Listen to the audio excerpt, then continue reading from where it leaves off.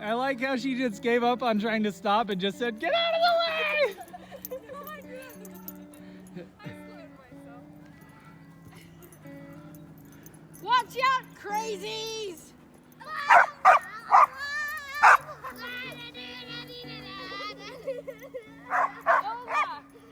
He's alright.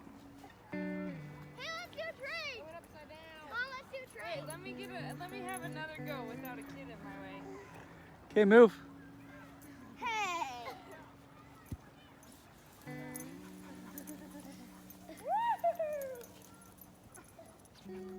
Out of the way!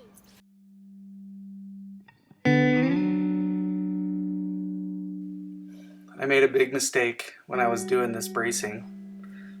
I don't know why I did this, but I didn't efficiently build the bracing. I didn't start by cutting out all of those triangle like walking supports and cutting all of the turnbuckles and cutting all of the blocks that the turnbuckles attached to. I did them individually sort of at a time, or I would cut a couple triangles at a time and a couple turnbuckle 2x4s at a time, but it really slowed me down and killed my efficiency. I realized, I don't know why I didn't think about it at the time, but afterwards I did. And so as I've moved forward, I've been better at that. And the second story went a lot better as a result.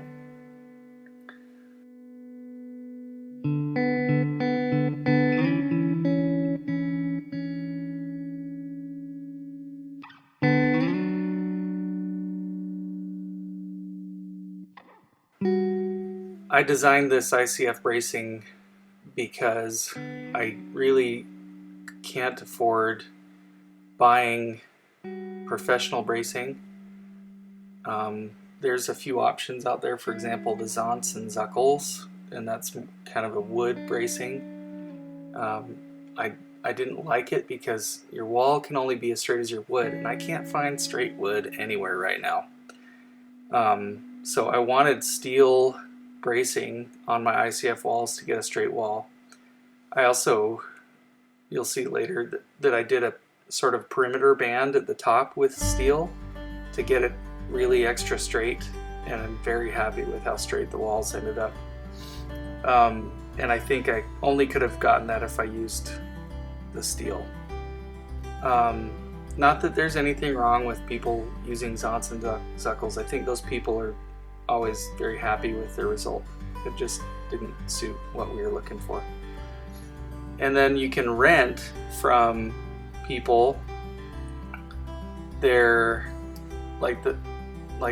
professional bracing, but it's pretty expensive, and I figured once I bought this bracing and put it up, I did put some labor into it, but then I can maybe use it in a future project. I've thought about using all these steel studs or purlins in the future for a deck that would be pretty rot resistant, or using it in a future ICF project. But it's saving me money, it's doing a good job, and I didn't just throw that away on a rental. I didn't have to buy really expensive bracing. So this is my own design of bracing that I've not seen anybody else do, but I'm copying the professional bracing to a degree. It doesn't go up as fast as professional bracing. I don't think that they're as strong. My purlins aren't as strong as the professional steel bracing, but it was certainly strong enough for my needs, and it did a good job.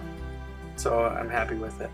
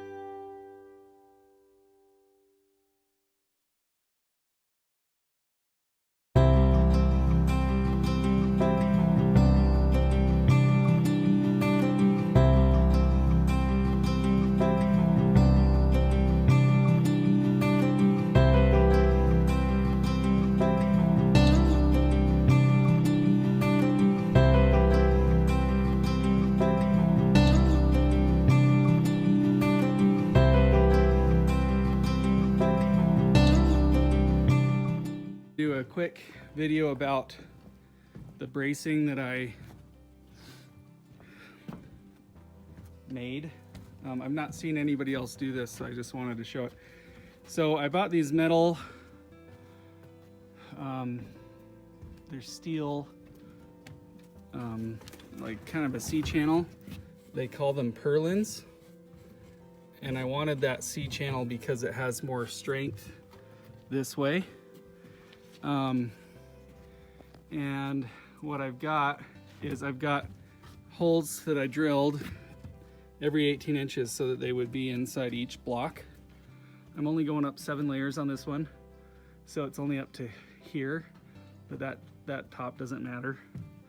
And then, so I've got sort of a short screw going into the web on this one, and then on this block, I have a long screw going through this into the web, like a 3-inch screw, and then I hit it on the sides too, on both sides. So then I have 3 screws going into this, which is my turnbuckle. I bought these on scaffold.com, I think. Now I got the wrong ones. They have ones that bend at the bottom and will go flat.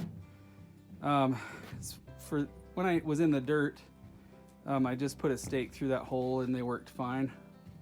And obviously you can see how I've attached that to the floor now. And then I've got self-tapping screws on this plywood going in. So I have 2 kind of at the top and then 1 closer to the bottom. We did this on the bottom floor and it worked great. I had no issues. So I'll do 1 more screw just right here, just as kind of insurance. And then to move the wall in or out, we just rotate that. So that one's sort of lined up to push out. I've got them, I tend to have all of them pulled in about a 1/2 inch. And then when we pour concrete after we've poured, we'll push them out just to perfectly straight. So that is my bracing system. Apparently I can't post this video until after we've shown the first floor stacking, huh? Yeah. Thanks for your help today. Oh, you're welcome. Wait.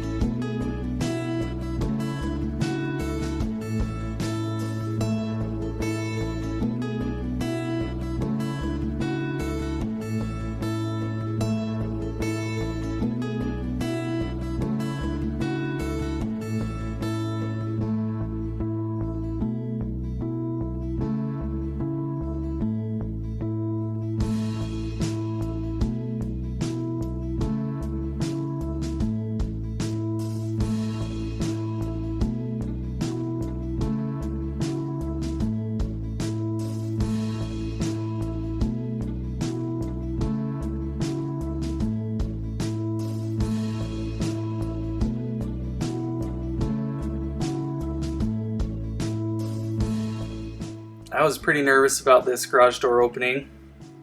There's essentially a concrete beam that goes over it, and with a number of layers that we stacked, it wasn't very big.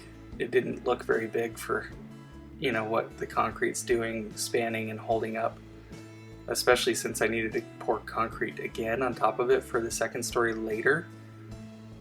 But it held. It's done a good job. You can see there's sort of extra rebar on both sides of that door. That's called a wall pier. At least in my engineering, it's called a wall pier on our plans. And that required extra horizontal reinforcement. They're called stirrups that I had my boys bend up for me. And so I had to put those in before I put this big buck in the door. And obviously this is the first time I've done this, but it turned out okay. Everything's held together, and I don't have any sag in that opening. And it's pretty cool what steel and concrete can do together.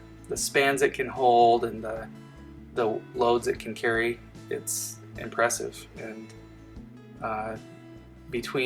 you can see all the bracing I put in here. It all worked out pretty well. This first story, I think I had some beginner's luck because I didn't have it on the second story, as you will see.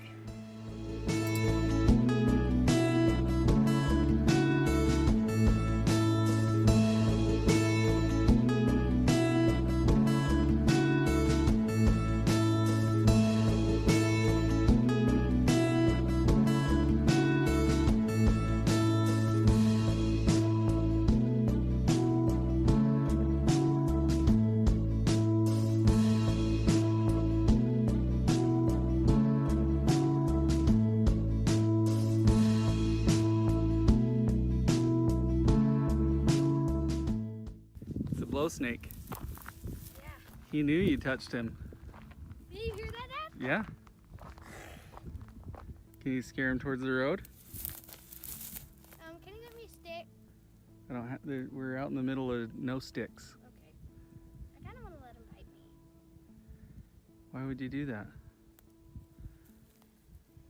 I don't know.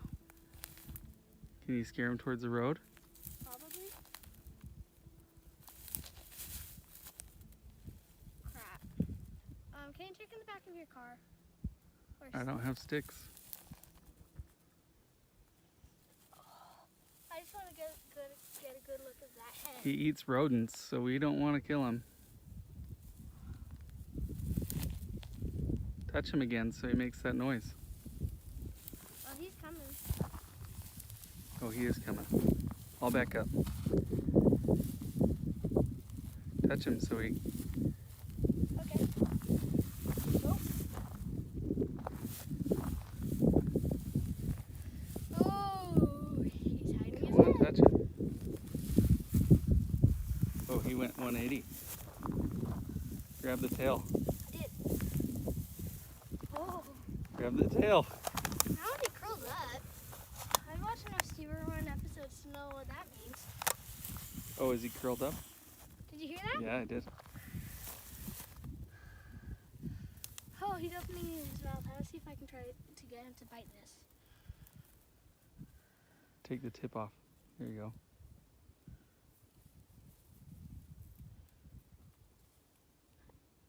I poked right behind his head. He's really cute. He's cute. Can you keep an eye on him? I'm going to get a box. No, we're not taking him with us. Well, this will get him to move.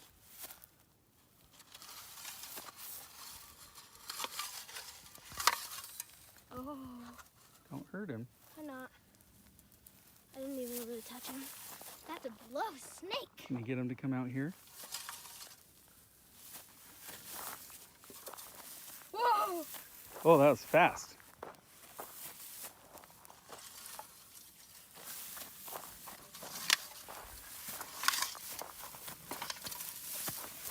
Whoa! I picked him up! That is a handsome snake. Yeah. Whoa, that's big. That is the biggest snake. Atticus. You.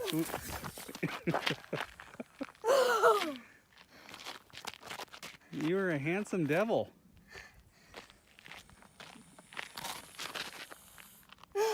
They're trying to. It's trying to sound like a rattler. Yeah. Can you turn this into my YouTube video? It's my first YouTube video because that's like the biggest snake I've ever touched. You got a thrill, huh? That time I caught the bird with my bare hands. Except better. Look, he's keeping his eyes on me. See how he's turning his head? Yep. That's a definite bull snake. It might be a gopher snake or a bull He's smelling at you. Does he try to strike? Hold up. Hold up. Don't make him nervous. I'm just trying to get him to bite so he can get a picture of it. You don't, the goal isn't to torment. I know. I don't think I have.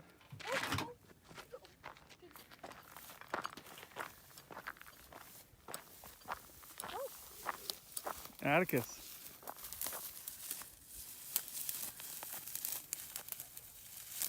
He's going for it.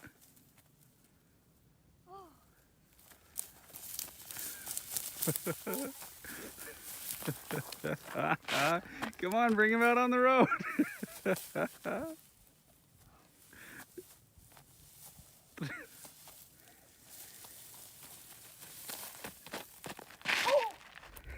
Look what I have.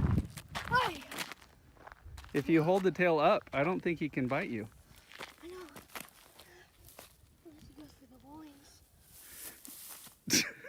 What did he say? Did he? One time Steve Irwin got one of those heat testing snakes. So we found a snake you're afraid of, huh? I'm not really that afraid of it, but yeah. Doesn't mean I'm not gonna touch it though, right? It was so big that I couldn't believe it was a snake. And you couldn't try to touch it. I'm gonna try to get him to move so I can grab him without biting my hand. All right, let's go. Let's go eat. Time. Nope.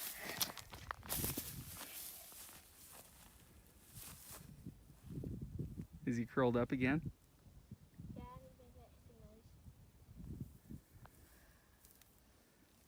Don't tread on me.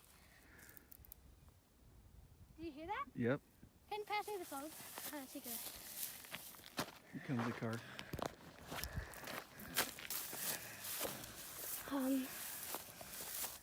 There he is.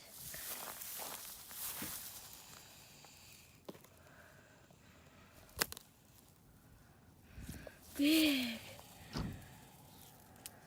get a video of him? Yeah, he's going. Is the video still going? Yeah.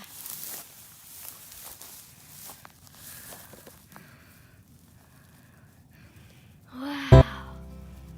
I had to check that he was not a rattler before I tried to grab him, which means that it was good that he was on the road, right? I'm going to try to get him to move so that I can get his tail out, right?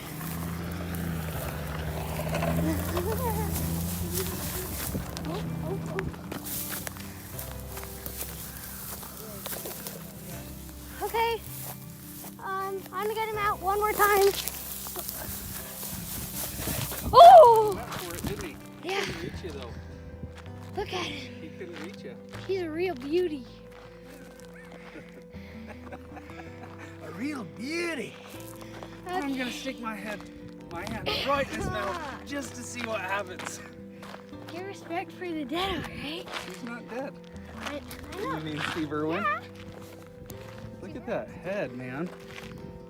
And that tongue. Look at the stripes. Oh, you can see that he has that bulge in his throat. And this is just a guess, but from my experience with gardeners, it means they've eaten something He's not a gardener. or they're ready to bite you. I know. Should we? Let's let him go. You've tormented him enough. Can I just... Man, he inflates big when he takes a breath.